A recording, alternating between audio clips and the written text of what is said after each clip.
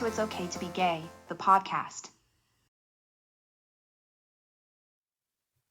So, Veronica, the past 3 days of my life have been so stressful. Why? Well, good thing you asked. The other week, a week and a half ago, actually, when I was in Norman, Oklahoma, working on one of my investment properties, I was rear-ended by somebody while I was at the drive-through. No way. Everybody has asked, like, did they drive away? I'm like, no, I was behind them. They rear-ended, so I guess I should clarify, like, they were backing out of their parking Okay, spot, and I that's was different. like in the line, to So get you my were food. front-ended. No, like they were backing out. And you Yeah, were they backing out? yeah, they were backing out, Okay. and they hit the back of my car. Got it. And apparently, my insurance company, well, like, it's their insurance company, but we actually coincidentally had the same insurance. They decided to total my car.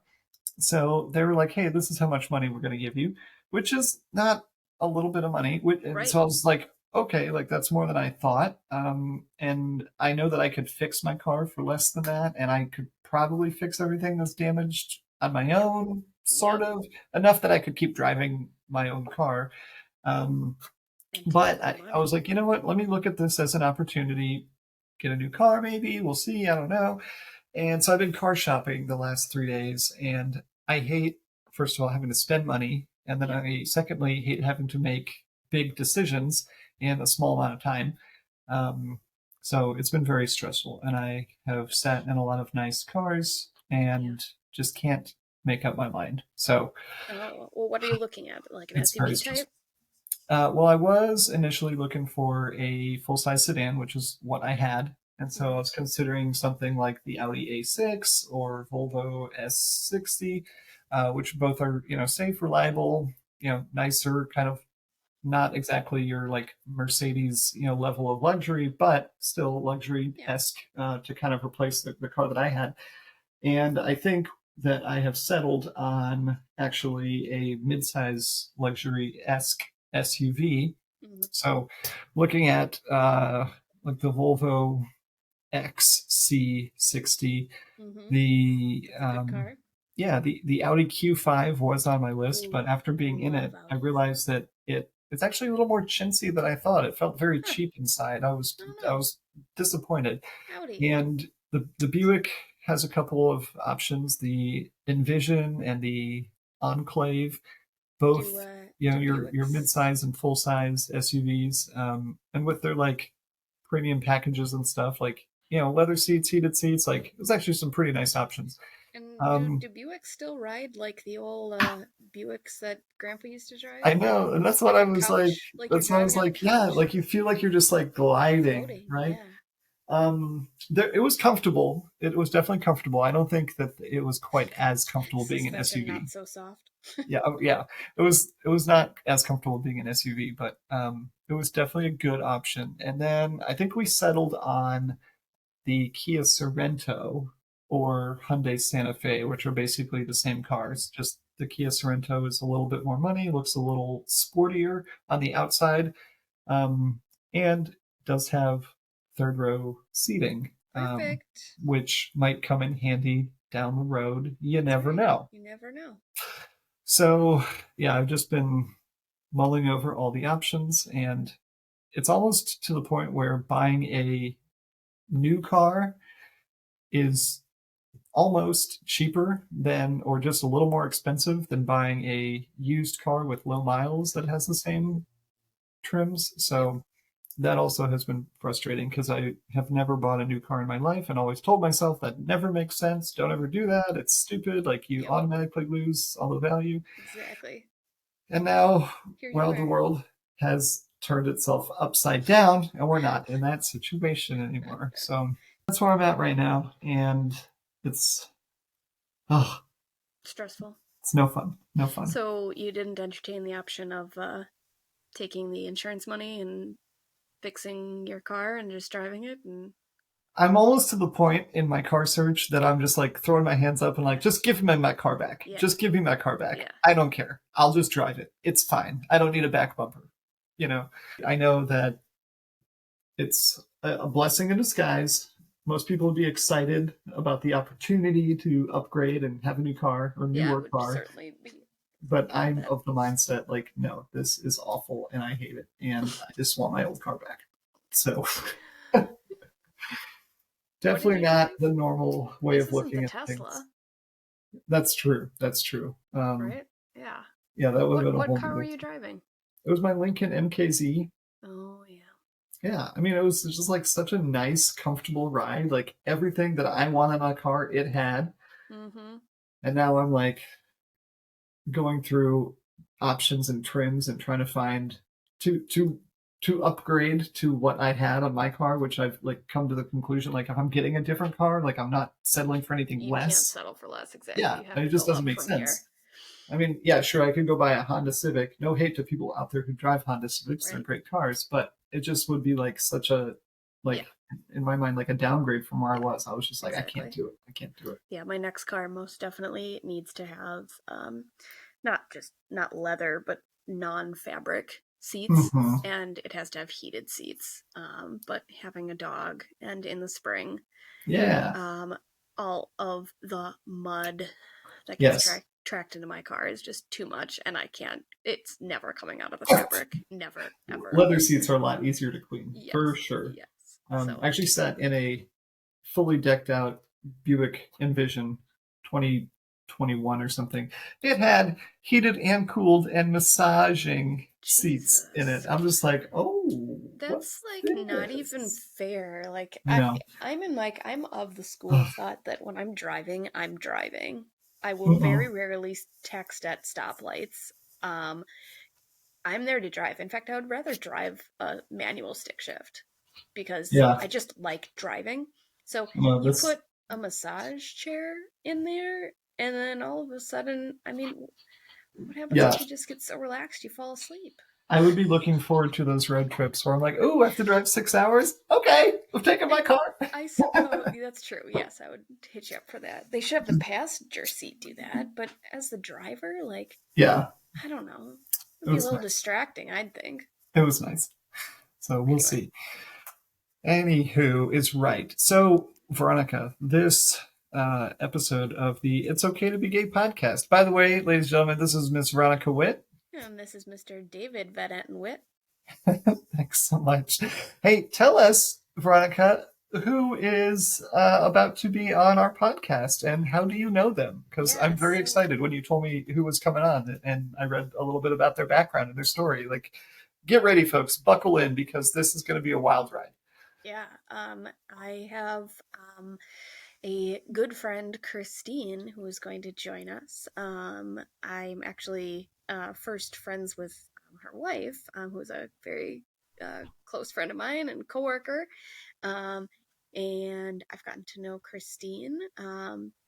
Brittany, her wife, is a little bit more on the introverted side, so I don't think we'll be able to get her on the podcast, but hopefully sharing her story nonetheless in some form. But Yeah. I'm so happy that Christine could join us. She has such an interesting background. I love just talking to her in general. Whenever I go over to their house, she cooks dinner. Like it's always fun, and she's such a bubbly, magnetic person. I mean, you just can't help but want to chat with her. And even though we've not known each other super long time, I feel like I know her. So, yeah, she's a beautiful person and has beautiful story, I think, to share with people. Awesome. Well, I'm looking forward to it. So let's get the ball rolling. David, we are here today with my friend Christine. I'm so happy that she is joining us today. I know Christine from her wife, who is a coworker of mine. Absolutely love her, and in turn have loved getting to know Christine and their daughter Brielle. Anyway, and I am just really happy to have you on today, Christine, so we can hear a bit about your story to share with people. So welcome. Thank you. Thanks for having me. And so glad that you are joining us here on the It's Okay to Be Gay podcast. Thank you, Christine, for wanting to and being willing to share your story with everybody out there who's listening. So I hear that it is a very interesting story. So I'm looking forward to you enlightening us to all of your stuff. But yeah, so tell us a little bit about where you are from and how you grew up and kind of a little bit about your background, and we can go from there. Sure. I'm from Baltimore, Maryland originally, and now living in Madison, Wisconsin with my wife and our daughter, and Okay. currently up north in very northern Wisconsin, almost Mm-hmm. to Michigan. But like fun fact, I used to tell people that we were so far north we were almost at Canada because I didn't realize that there was like Michigan us in Canada. Yes. Michigan gets in the way, doesn't it? I honestly think that's a common thing. People think, actually. That's not the first time I've heard that. Yeah, there's a little bit more to the northern part of the country, I guess. Yeah. Right on. Excellent. And then tell us about like your home life. Like, how did you grow up? Did you have both parents involved? Sure, yeah. So I grew up on like a small horse farm in northern Baltimore County. So it wasn't the kind of horse farm that you see in the movies, like with the rich people doing the Kentucky Derby, where it's like the nice picket fences and Yeah. the fancy horses and all that. Like, no, we had like that's what our neighbors had. We had like the rundown fences that the horses were kicking down every day, and but you know, it was we were laid Adventurous. back. It was neat. Like in hindsight, growing up in the country, like of course at the time, all I wanted was to get out and move to the city, which I did the day I turned 18 Mm-hmm. and packed up and moved to Baltimore City. But yeah, grew up in the country and then turned into a city girl, and now I guess I'm living kind of in the suburbs of Madison. And growing Yep, up, definitely say suburbs. McFarland, yeah, it's suburbs. Yeah, I mean, and growing up, let's see, I have my mom and my dad, and a younger brother and a younger sister, and then an older half brother and an older half sister. And my older half sister Okay. never lived with us. And there was a really weird dynamic with my older half brother because my dad didn't like to acknowledge him. He's kind of an asshole, which we'll get into later. My dad, not my older half brother. Yeah. And so yeah, Sounds they're like like a fun family, very diverse and mixed, so it's gonna be great. just as very functional. Good stuff. Yeah, and it was a pretty conservative town that I grew up in also, like Mm-hmm. as small rural towns tend to be. Yeah, I was gonna say, was it pretty small? Yeah. Yeah. And what about your high school? Was your high school pretty small too? Yeah, okay, so it was pretty small, I thought, but not as small as like my wife's high school. I think her graduating class was, I don't know, like a dozen people or 20 people, like small. Yeah. Yeah. Oh wow. Mine was pretty small, but you know, we like had a pretty big Not that. territory that like people came from. Like we even had students from like up in Pennsylvania, I think, come to our school. So it was Uh-huh. a pretty wide area that it covered. So it wasn't that Now, small. did you go to high school with anybody who was openly gay or queer? Yeah. So when I graduated high school in 2004, which was when I think DOMA or no, Don't Ask, Don't Tell was repealed in 2002.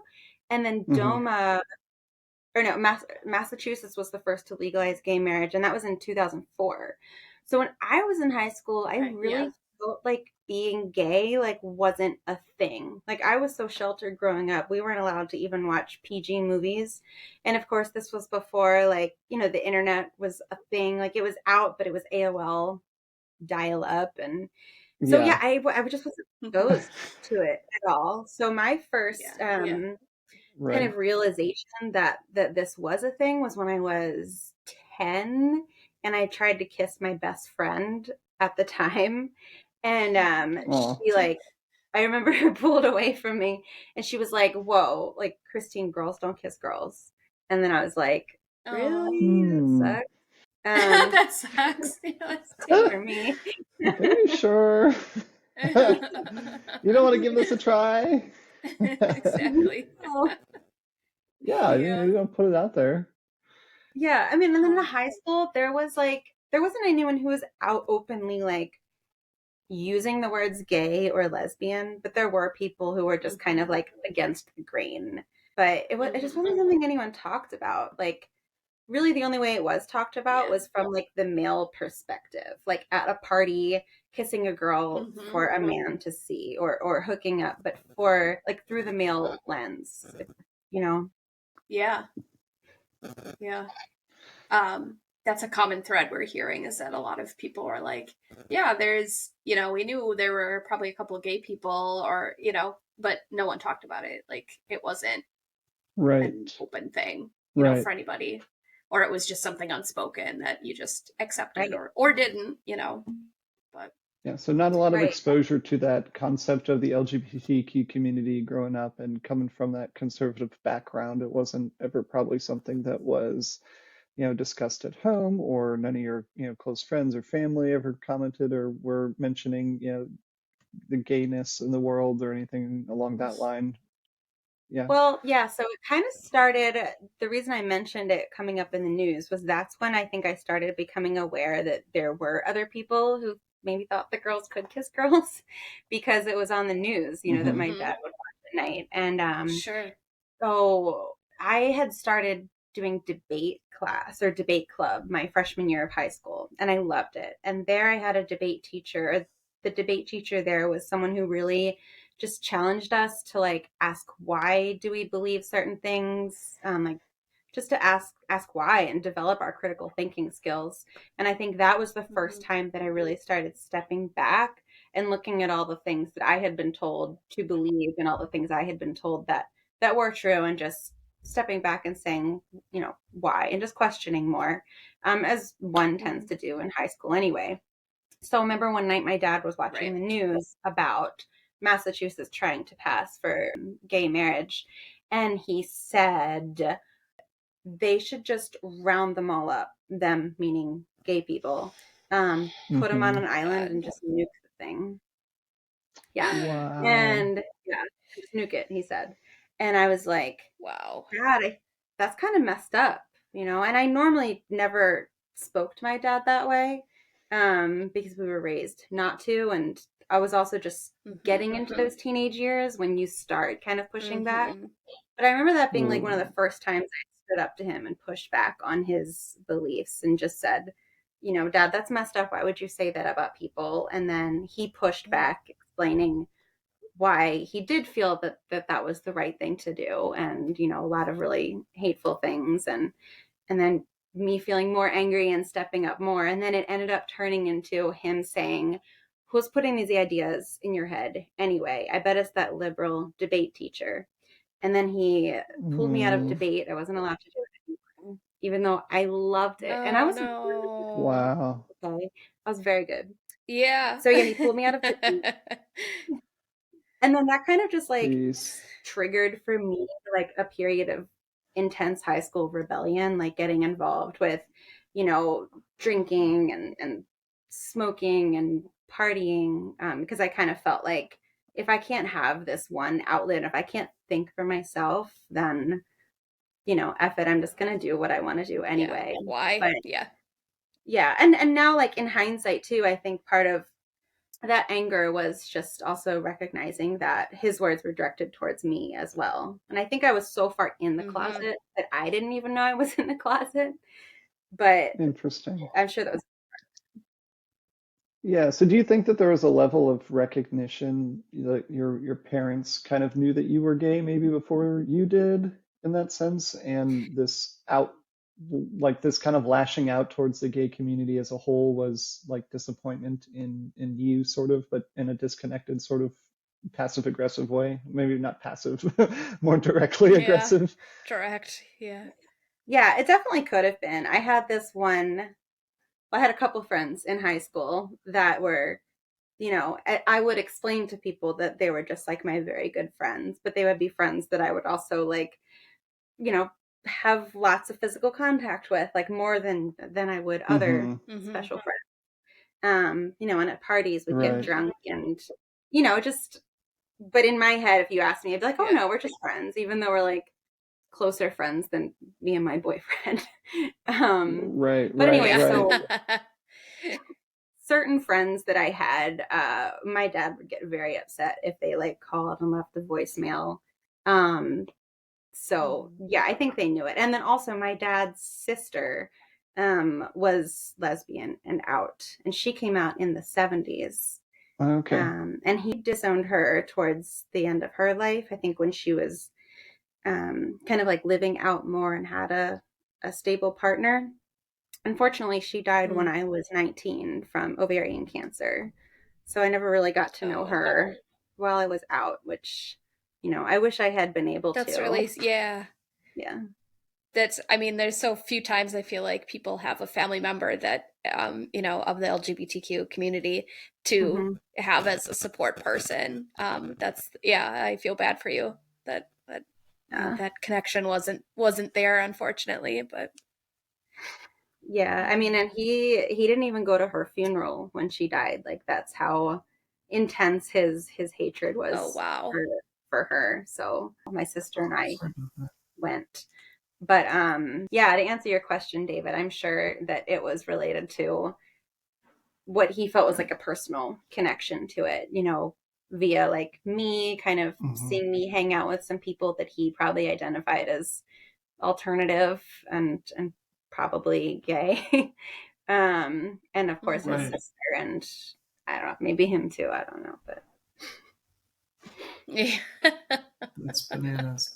So you said that you moved out when you were like 18. So was that after you graduated high school? Or were you still in high school at that point?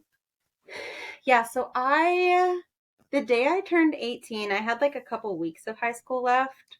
No, I was done Okay. because you finish up in May and my birthday's May 31st. So yeah, I had just finished. So I just packed all my stuff Gotcha. in the back of my car and left. And I remember my mom saying like, "Where are you going?" And I was like, "I'm leaving. I'm moving out." And then she said, "Are you going to tell your dad?" And I was like, "No, he'll figure it out. He'll figure it out when I go." That's classic. Awesome. I love that. Bye. Don't call me, I'll call you. See ya. Oh, wow. I can't imagine, though, as like 18 years old, being in a situation where that is the, you know, like the option, you know, it's just to get Yeah. out of that. So I imagine I'm sorry that you had to go through that. It didn't sound like a good time. Yeah. Well, you know, it's crazy because I wasn't even out at 18.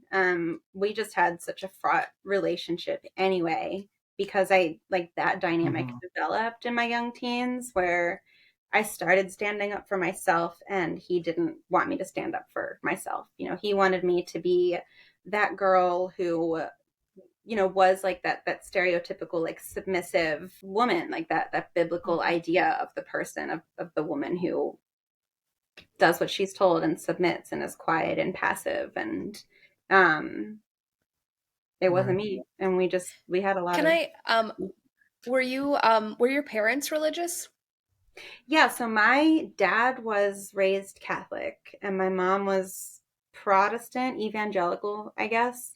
So that caused like its own contention. I remember many weekends where they would argue about which church we were going to go to, like the same I God, bet.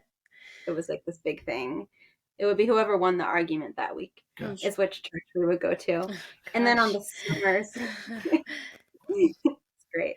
And then in the summers, we would always go to this like week-long Bible camp, at least one. And Okay. there was plenty of indoctrination.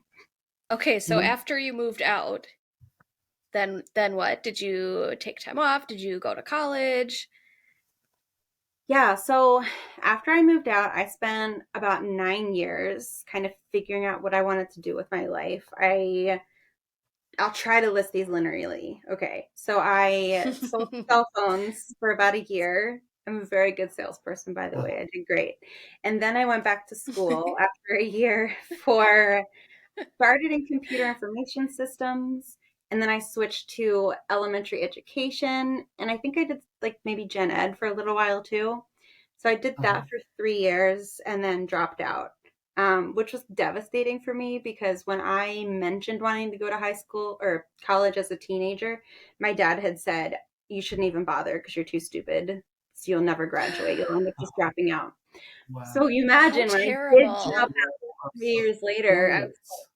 like, I am stupid. He was right. Oh, That sucked. no.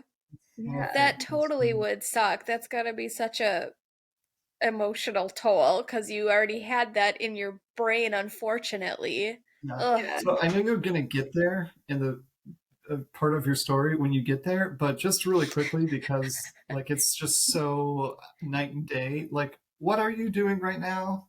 Yes, I was You just are a what? the spoiler alert is I'm graduating in a couple weeks with my Bachelor's of Science in Nursing, and I have a Yay. 3.8 GPA, which might go up after the semester. Hell yes. And I So, also, Woo. thank you. God. And I'm also in the honors Yeah, program. no, that's awesome.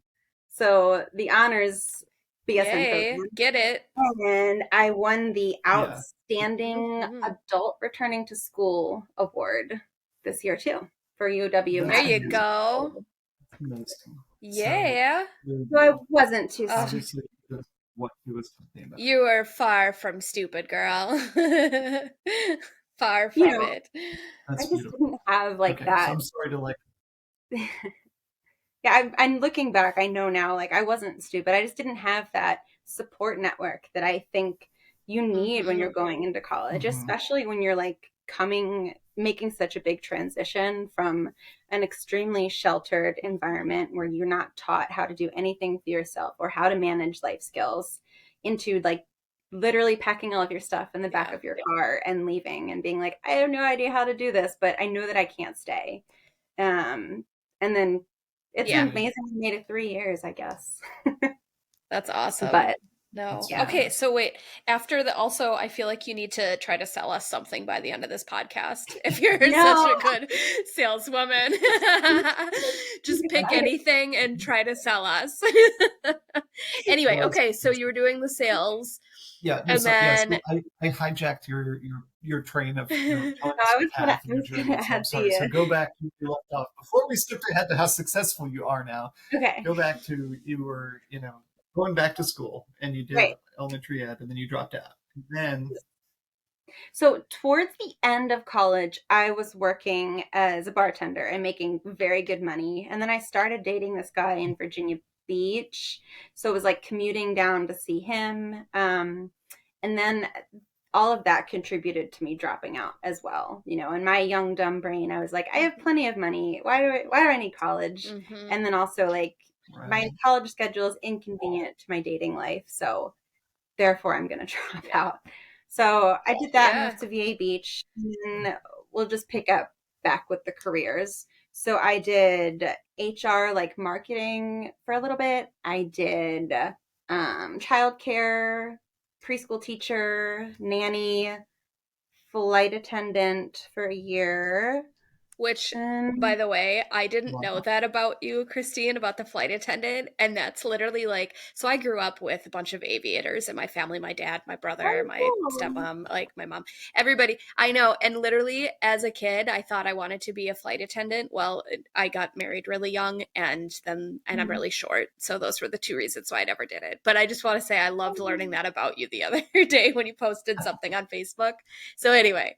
Side note, we'll have to chat about that offline. Very fun. Cool. Okay, so I did that for a year, and then I moved into car sales and did that for a year or two. And then I was informally promised the job of financial manager at our dealership, and then came into work the day that I thought I was going to start this new position and found an old white guy who doesn't even know how to open like Microsoft Word at the desk in the office. And I was like, WTF. He's not qualified for this job other than the fact that he's Boo. old, white, and a man. But yeah, God. so I loudly verbalized my unhappiness with this choice and then exited the dealership. And then I pretty much went straight to our recruiter's office and joined the Army. So then I did the Army for 6 years, and the Army chose pretty much for me the LPN thing, which is licensed practical nurse. So I went in and they like train you in that. It's like a year-long intensive training. And then, did that in the Army, got out of the Army, and now I'm in school, about to finish. There you My go. Man, that's So incredible. awesome. Yeah. Okay, so during all of these wonderful different career paths, which I love people like you that just like doesn't matter whatever it is next, let's just do it, right? I'm kind of the same way, or at least I used to be at one point. But so you were dating a guy at one point, obviously in Virginia Beach, and then like, okay, so spoiler alert, I know how you and your wife met, but tell me that line where it got from you dating, a guy in Virginia Beach to now you're meeting your current spouse. Okay. So I ended up marrying that guy.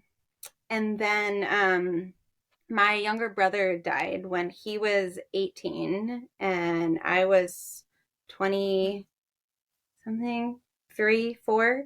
And I know Yeah. like it was a motorcycle accident, obviously super unexpected. And I'm sure everyone is aware that grief hits people in many different ways. So for me, the way that Absolutely. grief hit me was just this intense feeling of my life literally could end at any minute. So I'm going to do whatever I want to do. Like I'm going to live my life purely for me, and not care what anyone else thinks. Which led to me having an affair for a good 6 months. And then that came out and then we got divorced.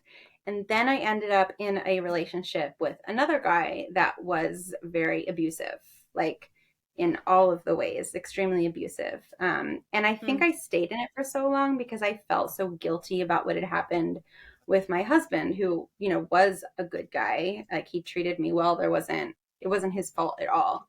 So I just felt so shitty. Like if I make this relationship work, like maybe it can make up for the fact of all the things that I've done wrong and the people that I've hurt. And I met Brittany towards the end of that relationship. Obviously, we were kind of in that like on again, off again point where, he would do something abusive and I would break up with him, and then he would come back and say like, "Oh, I'm gonna change and everything's okay." So that's when I met Brittany. And let's see, I sold her ex a truck, and then her ex had a crush on me. So her ex brought Brittany in. And so Brittany and her ex were broken up at the time, but they were still living together. So her ex brought Brittany in to buy a car so that she could see me again. But it ended up working out where Brittany and I got together. And it was actually interesting. He bought 3 cars for me in the span of 3 months. The first 2 she totaled, like literally a month apart from each other. So I feel like it really was fate, like trying to get us together. Oh no. Yeah. So the 3rd car I delivered to her, and yeah. You obviously had the inkling that you were queer, and Brittany, if I remember correct, is your first female partner. Is that correct? Like long-term officially announcing to the Yes, world. That's partner. What I mean. Yeah, I mean, I had a girlfriend in high school that I think we were like kind of official, but we weren't like out to everyone else. Like we were out to each other, I guess. Sure. And us maybe some in college, but kind of same thing. It was like very on the down low, and not really anything official. But yeah, Brittany was my first like long-term partner where I felt like comfortable being out to the world around me. And I think a big part of it was what our culture and society looked like at the time, which is why I have so much respect for people who came out in the 70s or earlier, like my aunt and that whole generation. Like I don't think I ever would have come out if it hadn't become more like acceptable in society. It's such a different, So it sounded like you went from in high school being kind of fluid in, being attracted to guys, being attracted to girls, doing stuff both ways, and then you kind of went off to your adult life and were with some guys or several guys at some point during that time, and then kind of not resettled, but found, who you're most comfortable with, with your wife now. So can you talk a little bit about that journey to actualizing and to realizing like where you were more comfortable in the LGBTQ spectrum, or where you decided to land in terms of now you're, married to a woman, which is Yeah. awesome. But like, how did that unfold for you? Yeah, that's a really interesting question because it's definitely changed for me throughout the decades. Change is yeah, I think I went from being kind of started out as I'm straight, but I'm a party girl, and if there's a girl I can kiss or hook up with and then kind of say that I did it for a man's attraction later, I will do that. And then that turned into, I think sometime in college, I was saying I was bisexual. I think it came out when I was with my husband as bisexual. And then when I met Brittany, when I came out to everyone, like officially, I said that I was just gay, that I was lesbian, because it felt easier for me to explain that than to explain bisexual. And also, I was concerned that people would say, if you are bisexual, then why are you choosing a woman? Like, why don't you just choose a man? Because that's what we approve of. And I think and also, it's easier, yeah, quote unquote. yeah. And then also, I think there's this like bisexual erasure where, I don't know, people feel like it doesn't exist really. Like it's not a thing. Like if you're bisexual, you're actually just confused, Right. And I have to admit, a lot of that is internalized, within me. And I realized that when I had a friend tell me that he was bisexual. And I hate to say this, but I said to him the same thing that I felt, which was, you're not bisexual. Like I literally denied him when he told me that. I was like, I don't know, maybe you're just gay. Have you been with a woman? Like, no, I'm telling you I'm bisexual. And I was like, I don't know. I don't think you are. Like, we've since talked about it, and I apologized. And I'm such a shit for saying that to him. But I mean, yeah, it was a big part of It's my reason. with someone that Yeah. with someone well, and that's legitimate that you would, as a friend, be like, is this really you, or is it just a bit of denial? I think that's perfectly a normal response to have to someone that is a close friend, whether it's being ashamed or not. Yeah. I think that's relatable, Christine, and a lot of maybe men who are end up fully identifying as gay at some point, their initial reaction to discovering their attraction. And I think one of our previous guests, my friend Steven, talked a little bit about this, is that initially, guys are into guys for some reason or whatever, they start to have that sexual feeling, and they're like, no, I'm just bisexual. And then it slowly becomes like, no, I'm a little more gay than I am bisexual. Like, yeah, okay, no, there is no attraction to women, I am definitely gay. But it's that actually realizing that sexual journey, part of your sexual journey. Not to say that there aren't people out there who are definitely bisexual, so I'm not discounting that by any means, because there are definitely a group of people who identify as bisexual legitimately.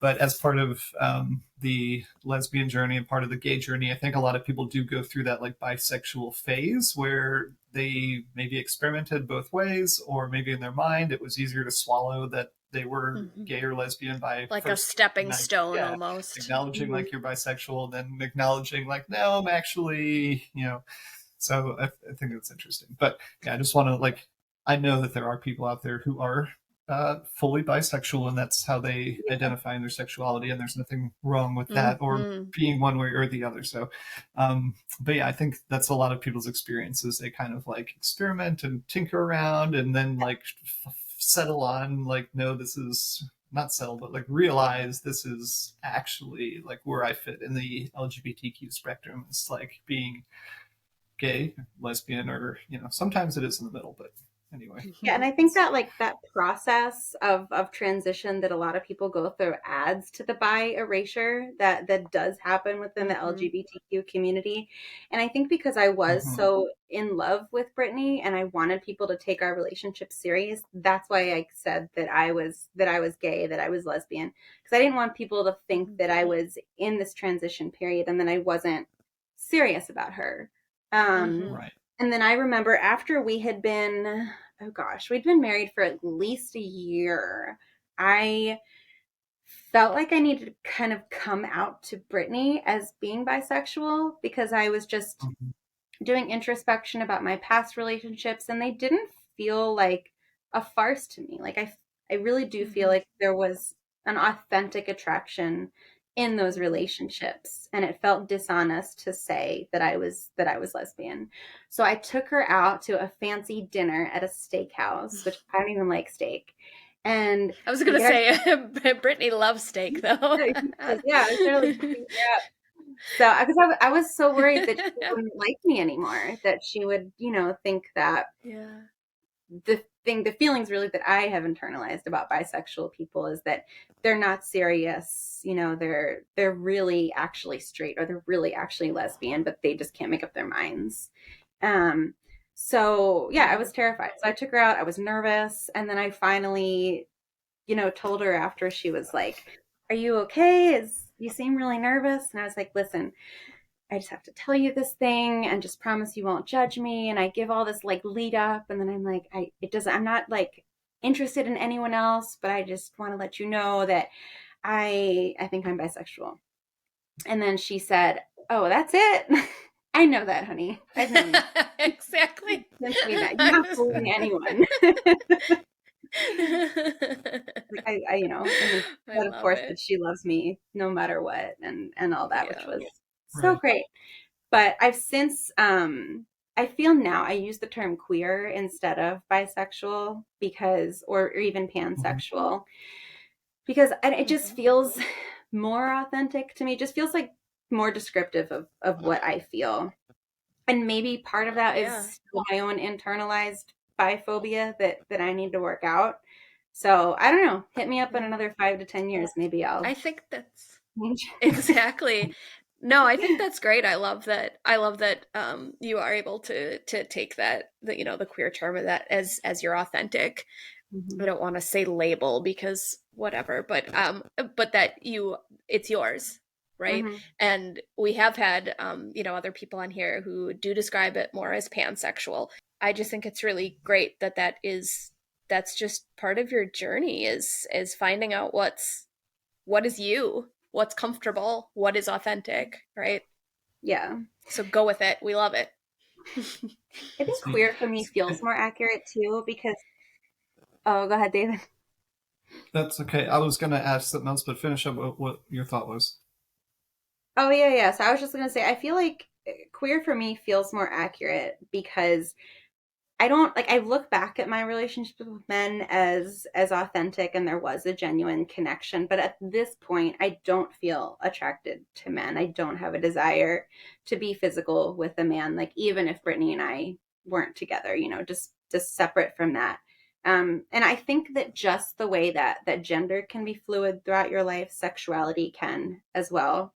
So I feel like at this point in time, I do identify my sexuality as lesbian and gay, but to say that I feel like discounts these past relationships that I've had that is authentic. So to me, that's why queer feels more accurate.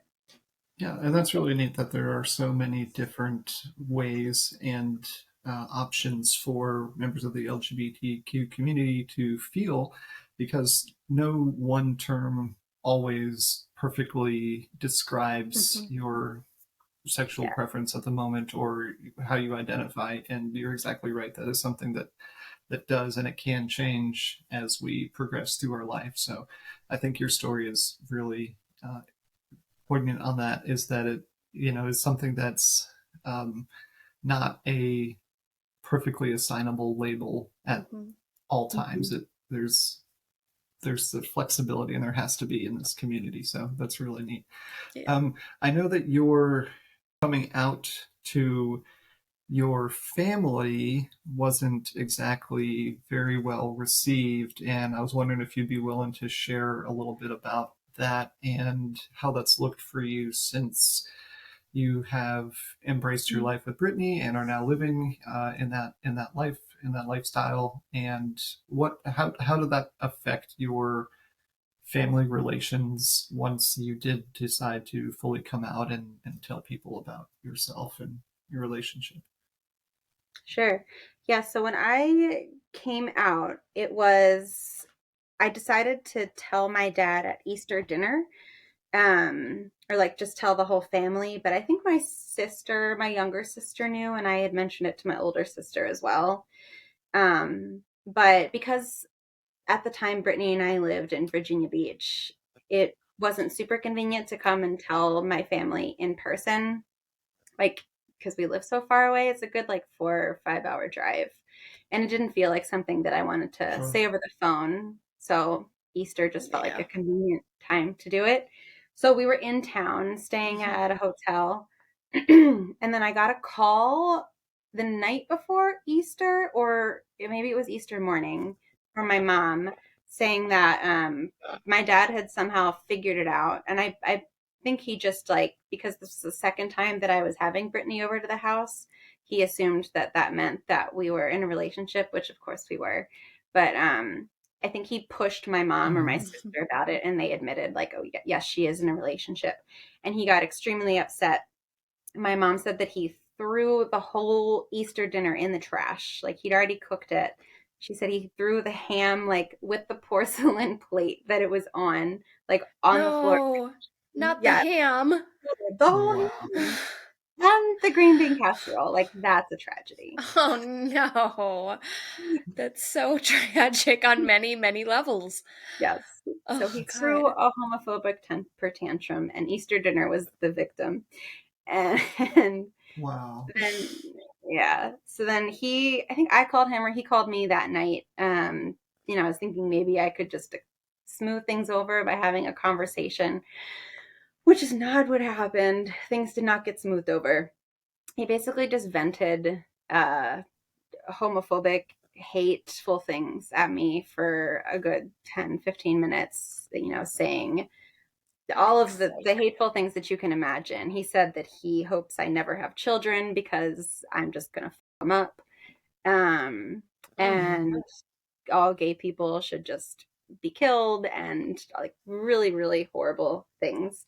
And then he's, pretty much ended the conversation with, I never want to talk to you again. Don't call me.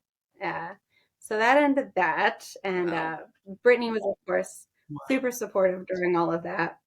And my mom was stuck in the situation where she, is with my dad. And they've always had the relationship where they should have divorced a long time ago. They never should have gotten married. Multiple times growing up, my mom would tell us to pack our bags because we're gonna leave. And then within a day or two, she'd be like, "Oh, never mind. We're not leaving. We're staying." So, she's now stuck with him for like financial reasons. And it's hard because she's not allowed to visit me. And like if he catches her talking to me, he's threatened her like with a financial punishment because they share a bank account. So she and I have a a pretty good relationship when we talk, but it's secret basically. And then my younger sister, yeah, all my siblings and I, it's kind of the same, where he's not happy that they talk to me, but he doesn't have any control over them financially like he does with my mom. So we have the similar relationship where, we talk on the phone and stuff like that, and we see each other maybe once a year, but it's, it's strained. And of course now I live out in Wisconsin and they live in Maryland. So, and I came out right before I joined the Army, like a year or so before. So shortly after I came out, I was gone for 6+ years anyway. And now I'm here. Yeah. So that's how I mean, sometimes that's really rough. And I mean, you can't change how other people react, right? And it really sucks, obviously, when it's family. And I know I've mentioned before, I'm basically estranged from my father, but I get that there are certain, in order to preserve yourself and your authenticity and your peace, that sometimes it does require cutting people out of your life. And unfortunately, that was kind of decided for you.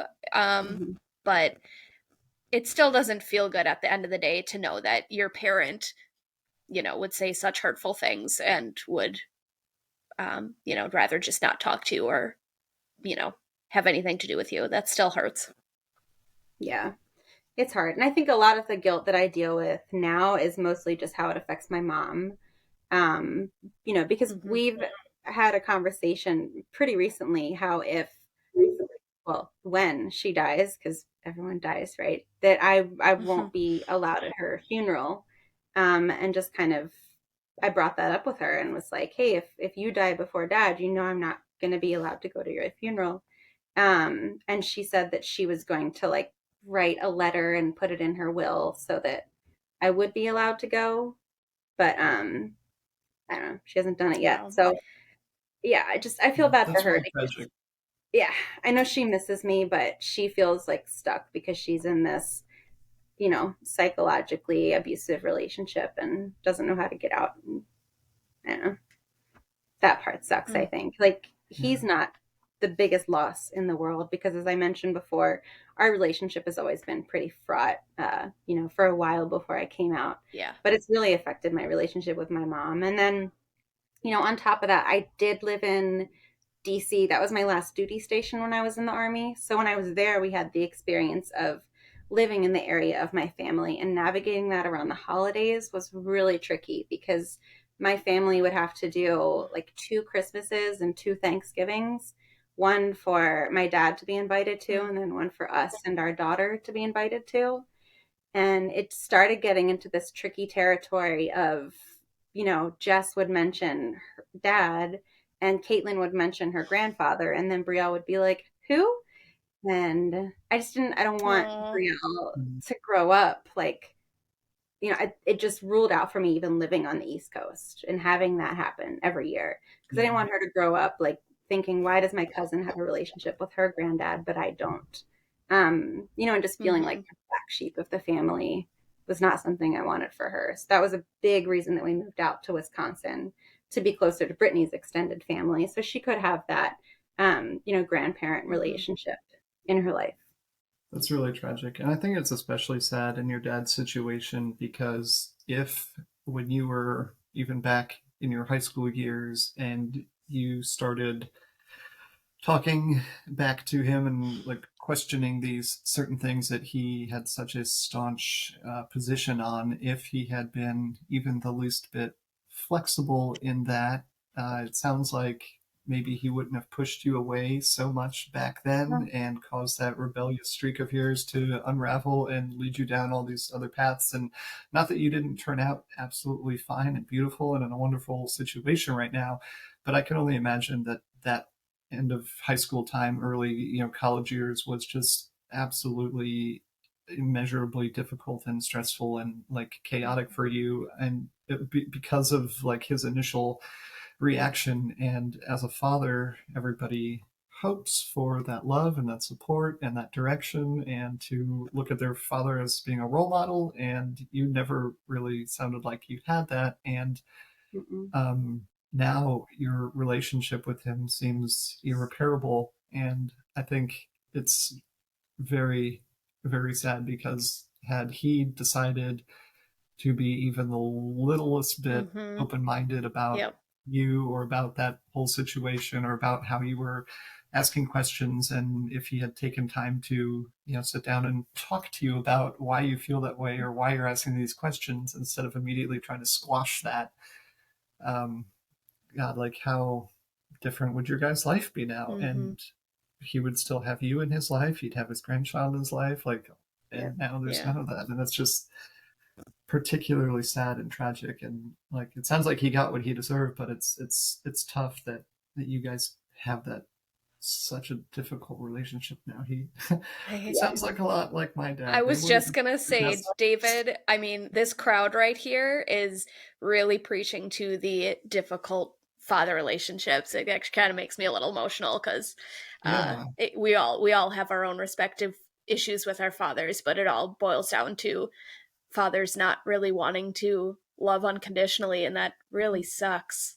right, right. There Yeah. shouldn't be conditions under Mm-hmm. which people get support Yep. and feel loved, and you know, uh, Yeah, I it's just know. so It really it sad. hits home for sure. So Yeah, It's so tragic. I'm so sorry we all had to deal with it.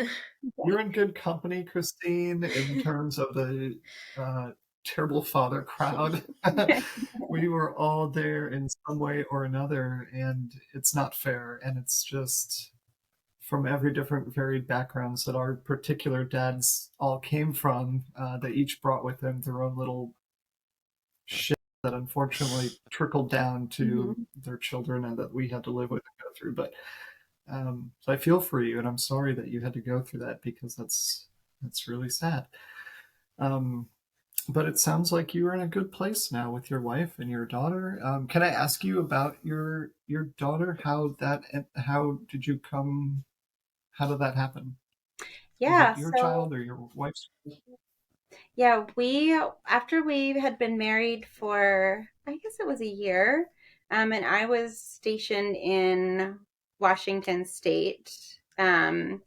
We Mhm. started talking about having a baby and how we would go about that, and we were kind of looking at using a sperm bank.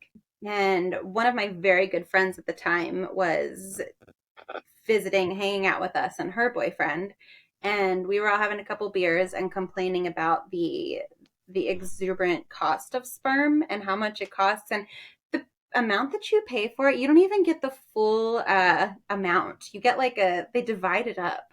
So we were like, yeah, it's like 60 Yeah, to 100, just like enough to do 300. its job. Like, Yeah, and you get like a quarter of what It's they need. expensive. I know. So we were all complaining about it, and then my best friend's boyfriend, who's our friend too, he said, "Well, I would. Have you ever asked someone that you know? Have you thought about that?" And we were like, "Oh, we could never ask someone that we know. It would just we would never want to put someone in that position." And he said, "Well, I would totally donate my sperm if you wanted. I would be honored." So then we had multiple more conversations about it over other days, like and not over beers, so sober conversations. And sure, and probably where this conversation should be happening, not yeah, over yeah. drinks. Yeah, and spent a lot So, of like time carefully thinking about it. But it turned out to be like the perfect situation because he had all of the qualities that we had been looking for in a donor as far as being like physically resembling Brittany, and we had the added bonus of knowing him, so we knew his personality.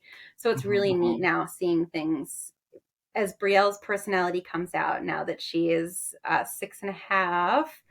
um Seeing, oh my gosh, Oh, that is so so fun. him. Like he was such a class clown and he loved making people laugh. Like he would do anything for a laugh, and I see that in her now, like when she does something like that.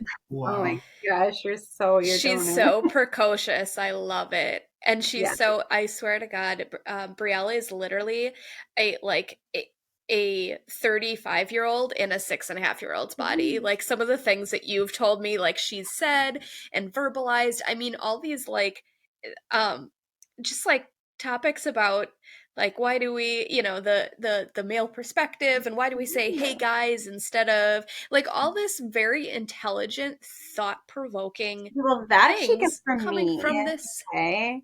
Clear the lane. For sure. But just how she speaks, even I feel like she's just so I you guys are gonna have your hands full, but she's so precious and she's so heartwarming and thoughtful. Like all the little stories Yeah, that you guys tell me about her, she is just she has such a good heart, such a good heart. That's so beautiful. he's the So best. it was your biological child then, Christine? Yes, yes. So we, Okay. you know, That's took our awesome. friend up on his offer and drew up a contract and everything like that. And then we got pregnant, I think the second or third month after trying. Um, and this is kind of funny, I think. But so we would have him, we had like the spare bedroom kind of set up for him to use to um, acquire the donation. And then he would come out of the bedroom and hang out with his girlfriend. And then Brittany and I would go into our bedroom and, lock the door and have our time together. And that's just like, we all just felt very comfortable with it. Like, it wasn't a big deal, Yeah. that, I don't know. So anyway, I remember the day that, like, I know that it was successful and made Brielle after he got his donation, went to the bathroom and washed his hands. He came out and gave me a high five and he said, "Let's go make a baby this time." He was like, "I gotta go. I love Go make a that. baby." Yeah, and then we That were is so watching funny. football. That's We did our thing, and then absolutely I got pregnant. And it was great. wow. You're watching. Aw. So you and Yeah. Brittany have been together 7.5-ish, 8 years now. Yeah. I think we just celebrated our 8-year wedding anniversary. Was it 8? Oh, that's so exciting! Yeah. Congratulations! What a beautiful Yeah, story. 2014. Yeah. That's amazing. Oh, Yeah. very cool. Well, it sounds like you are in a good place with your spouse and with your daughter, and you are being incredibly successful with your Army background and that nursing background, and now entering into, having your bachelor's degree and being able to go on and take that into the real healthcare world. And I know your wife works with Veronica in healthcare also, so you two sound like everything is just beautifully coming together for you guys, and you're very happy. Yeah, I think we're at that phase now, at least, where we have worked through the bigger thorny issues of our life and we're feeling very well established and in a safe and comfortable relationship where we're being able to like dig into some of the more like scary parts of our past and our mentality and our relationships and just work on like kind of deconstructing like generational trauma and like that internalized uh, heterosexism that I mentioned earlier. So, I don't think those are things that we've ever felt comfortable. Like years ago, we weren't at a place where we would have been able to feel ready to address that. So now we're at a point where we're able to start thinking about how can we reach like our optimal state of being comfortable in our skin, because I think even though yes, we have success with our careers and we have a house and we have a kid, like on paper everything is perfect, but I think there's always room for improvement, and there's always I'm just a fixer, like that's me. Yeah. But I think there's always Absolutely. We've talked about that. Yeah, yeah. that exactly. We've talked about that in previous podcasts too, that like the importance of, of therapy or that inner work to deal with those issues is so important, especially as we're like, we're like you said, we have a house, we have a job, all these things are great, but yeah, that doesn't mean the work stops, and that doesn't mean that the things from our past don't keep bothering us. And that's exactly the time where and that's great that you have that safety, especially with Brittany and your family, that you can explore that. I think that's super important for anyone. I mean, especially people with on the LGBTQ spectrum to have that sort of safety to delve into those past right, issues and things. You're going to be able to do that most successfully when you have a strong support network, I think. The first time I realized that I had like this internalized, I'd recently, like just today, read that people or mental health professionals are moving towards the term heterosexism instead of internalized homophobia because that feels more accurate. So I'm going to use that term going forward anyway. But Go for it. the first time that I realized that I had this was recently. I mentioned that I'm in the honors program at UW. So that's where I pair one-to-one with a mentor or a faculty member and do their research project with them. So the person that I am paired with is doing a research project to address internalized heterosexism and transphobia in the transgender population. And we've developed an intervention that uses expressive writing to address that. So in developing this intervention, I sat down with the writing prompt and did it for myself just to not to address anything within me intentionally, but just to see how well it flowed and, try with N as one. So I sat down with the prompt and changed the things so that it wasn't trans, but it was, my sexuality. And immediately after I read the first writing prompt and sat down to write, I just started bawling, like just sobbing. And I feel like in that moment, like all of these feelings that I have deeply, deeply repressed over the past, decade or so started pouring out. And that's when I've realized, like, I have some work to do. There's stuff I haven't dealt with. And I didn't even know that I had that in me until I sat down, pen to paper, read this prompt, and started writing. I think your dog's hungry. No, there's someone at the door. I'm just gonna mute myself. No, that's really excellent introspective work that you're in the middle of, Christine. I think that's so important that we do take time to look at ourselves and what we are going through in our lives and where we got to the place where we are. And a lot of times you're exactly right, is that can't happen when you are going through the muck and the difficulties and the trials and the tribulations. But once we kind of find that place where we can exist in being our true selves, and it seems like that has come together very excellently for you, then we have the time and the energies and the psychological capacity at that moment to actually consider going deeper into discovering all that stuff that caused us such turmoil in our lives. And I relate it to a lot of times when I'm talking to people about dealing with your personal garbage, and it's like you can't really take care of yourself until you've got all those other things taken care of in your life. And it's a lot like when you fly, the flight attendants always talk about, well, if you're traveling with a child and the oxygen masks come down, make sure to put your own mask on first and then help the child. It's like we can't look at all this other stuff that's going on until we take care of ourselves. So that's really amazing that you're at a point in your life where you have that capacity to, and that bandwidth to spend time breaking all that stuff down and actually delving deeper.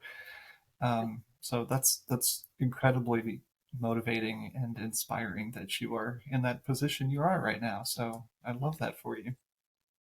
Yeah, and I like thinking about it that way too, because I will be the first to admit that I do not like therapy. I don't like hearing people complain about their problems. Like I'm a fixer, if there is a problem, I need a clear path to fix it, which I think is why this very heady theoretical discussion sometimes about our feelings just feels so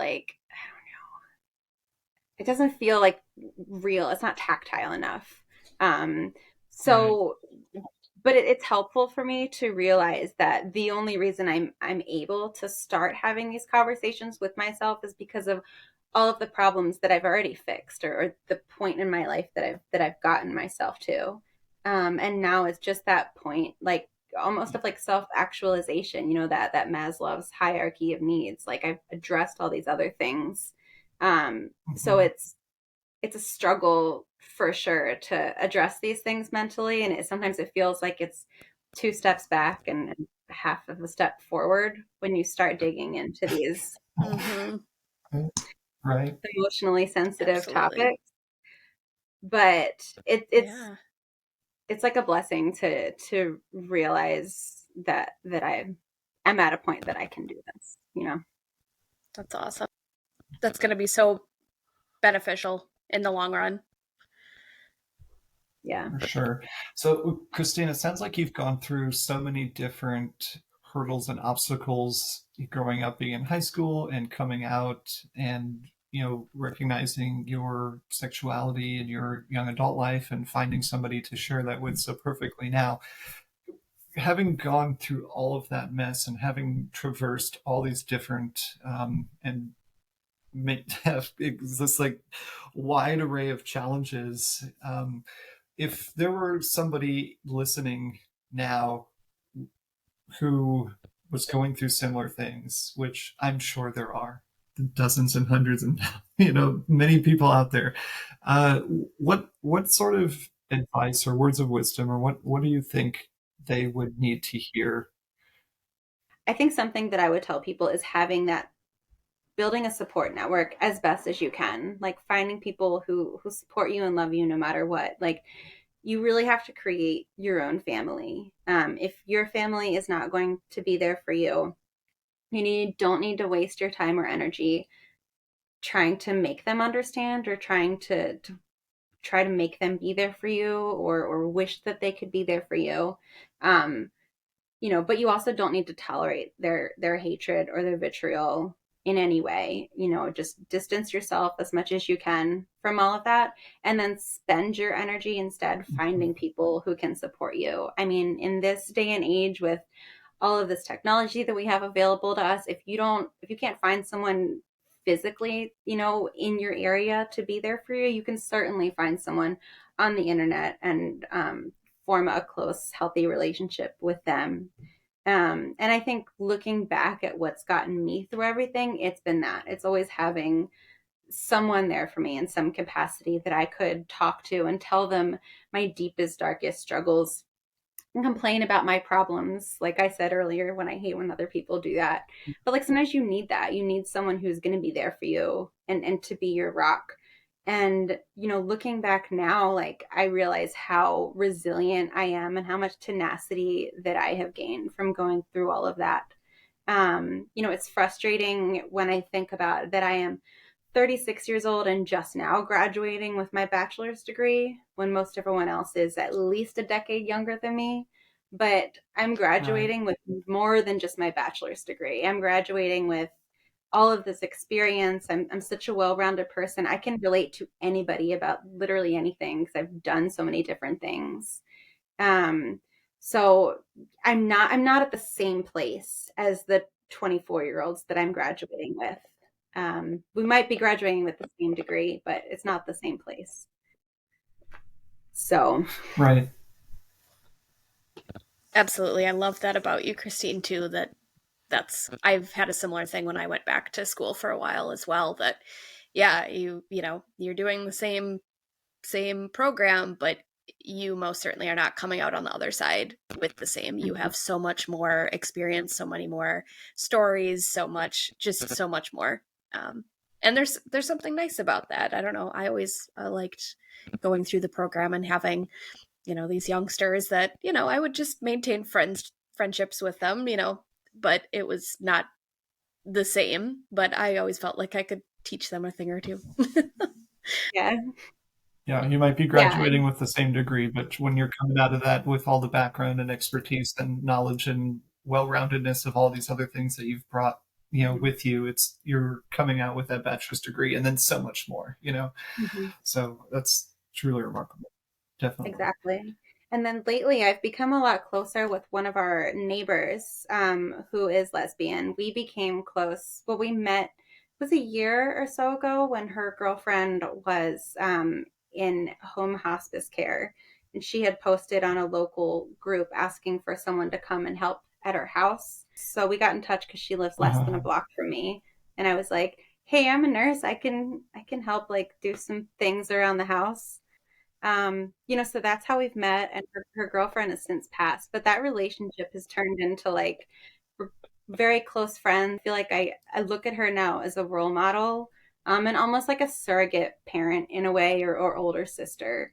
And that's been a relationship over the past year in developing that's been, like, very rewarding and healing for me to have this older role model of a strong lesbian woman who had the courage to come out in the 60s and 70s.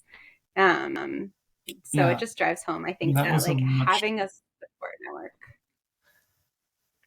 yeah, It was a different that's era. beautiful. And that was such a Yeah. different time back then. And yet we are still going through the same challenges and the same difficulties, and it looks a little different, and there's a little more laws in place to protect our community, but it is still so many, and just the struggles and the complications are still there. And it's a shame that we haven't realized by now that it's okay to be gay, and that we are still having to push through all these barriers and getting through all these hurdles and deal with the the non-acceptance from our family and our friends, and it's incredibly frustrating. The advice that you were giving us earlier about finding a support group and finding people that are willing to accept you for who you are, that you can journey through your path of self-acceptance with, I think is absolutely key. And it is not always easy to find, like you said, people in real life, but there are all of these devices now that we have that allow us to connect to people even thousands of miles away. So, there's opportunities and there's options out there. So Yeah. yeah. I think it's also important to be patient with yourself and to understand that it's going to be a journey, and that your identity, with yourself, how you present to, like, in all ways, your identity is going to change as you move through your different chapters and phases of life. I went through a phase when I first came out. I think like a lot of gay people do, where it's called like the gay adolescence. You kind of go back to your teenage years. I tried out a variety of physical like presentations, and I chopped my hair all off at one point, and I was like, maybe I'm masked. And then I was like, no, I'm definitely not. And I think I've settled now in like I this love that. hyper like feminine presentation, but not every day. I don't know. So I'm just still figuring it out. So just to be patient with yourself, and like you don't have to figure it out. Just try to move through life in a way that feels comfortable and authentic to you, and that's all that's really going to matter. I was going to say before, when you were talking about the it's okay to be gay thing, I was talking to Brittany just the other day about how I feel like for a couple years we went through like this Goldilocks period where I want to say it was like probably 2000. When was Doma repealed? It was right around then. Where I feel like when we were looking at apartments or different places to live or doctors, and I would see on like their website LGBTQ friendly, I would think to myself, oh, it's a good thing we don't have to worry about that anymore because everywhere's LGBTQ friendly. Do you remember that like 2 year period where we had that, and it felt like everywhere in the whole country was safe? But I feel like now we've entered this period like very quickly. We've turned back to, I do need to see that on a website for a provider of any service. And I need to check with anyone that I talk to in a professional sense or personal sense, and make sure that it's a safe place to be, because it's changing. Probably around 2014 to 2016, potentially. Yeah. What was going on during that time? Let's see. Anyway, but no, I think you're exactly right, Christine, is that there was a period of time where after there was a lot of push for gay rights, and we did legalize same-sex marriage throughout the country. And at a certain point, I think that a good amount, not everybody, obviously, but a good amount of the country was more willing to kind of give gay people like a shot. Like, okay, you guys aren't all that bad. Like, this wasn't the end of the world that we legalized gay marriage. Like, the whole world it didn't stop turning. The world didn't stop turning. Like, what? Like, we're still all here. You guys didn't try to take over and usurp the government. Like, unbelievable. Like, you guys just wanted the same rights as we did. Like, oh my gosh, that's all it was. Okay, cool. Like, no worries. And yeah, you're right. Like, there was this like period where it was more widely accepted or publicized that people were LGBTQ friendly, and there was like this movement, slow and steady, where it did pop up more and more. And then all of a sudden there started being this repolarization. I don't want to say repolarization because I feel like we have been a divided country for a really long time, unfortunately. But yeah, there was a period that the country started to us versus them again, like this side versus that side again, and it was like, we're wrong, you're right, or vice versa, and it things have kind of taken their respective sides again, white versus black, this color versus that color, gays versus straights. And it is, I think we got to a point in the LGBTQ movement where there was no longer that like general acceptance that like, hey, we're all just in this together. And it became, we the LGBTQ people became part of one side of that argument, and then there was the other side of the argument, and we have just like further and further every year just been pushed apart and more divided. And it's really sad, because I think you're exactly right. Like we're heading in a direction again where it's like not every space feels like a safe space for people of the LGBTQ community, and it's become a point of contention amongst different groups again, and it's really sad to see that. But I think you're exactly right. Like it's changed. Yeah. And I think that's one of the benefits to having like multi-generational relationships, like I do with our neighbor who is decades older than I. Well, not that many decades, but where I can talk to her about these things, and she can about my concerns about the direction the country's going in, and then she can share her experiences with me about how her generation worked to create this change from the 60s and 70s to where we are now. And that's a really hopeful message to hear. And then even seeing what Gen Z is doing now in Kentucky or Tennessee, I get them mixed up. They're both, but just seeing what Gen Z is doing, and Gen, they're both the same. It's inspiring. It really is. No, it is. It's really motivating. Well, your story has been very inspiring and very motivating, and I feel very blessed to have been able to hear that. And I think that your story will resonate and does resonate with a lot of other women out there who are going through similar things or who have gone through similar things. And everybody's story looks a little bit different, but I think that the overall theme is familiar.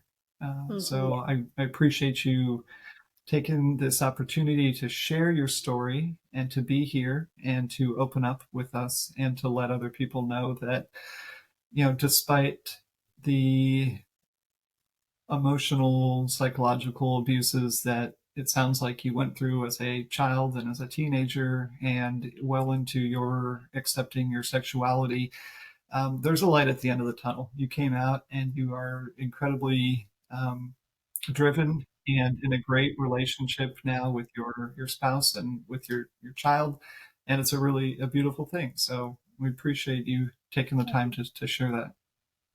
Yeah, and I've absolutely treasured getting to know you and Brittany, of course. And I just love what you two bring to my community of people in Madison. So I've absolutely loved that and getting to know you guys. Aw, Right on. I love hearing that. Thank you.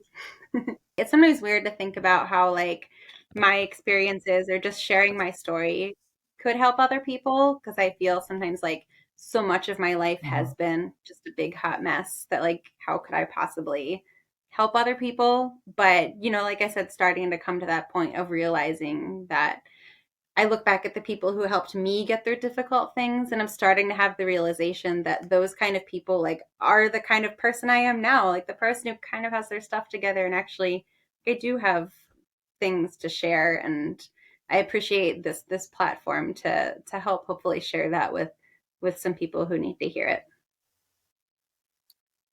Yeah, 100%. Well, thank you, Christina. It's a beautiful message, and I think it's very motivating and encouraging, like I said. So I'm grateful to be able to bring this to all of the people out there listening. And we appreciate you, of course, being so open and sharing this wonderful story.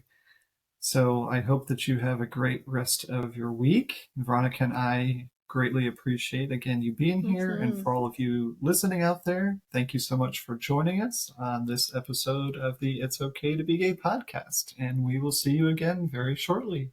Bye, guys. Bye, guys. Bye.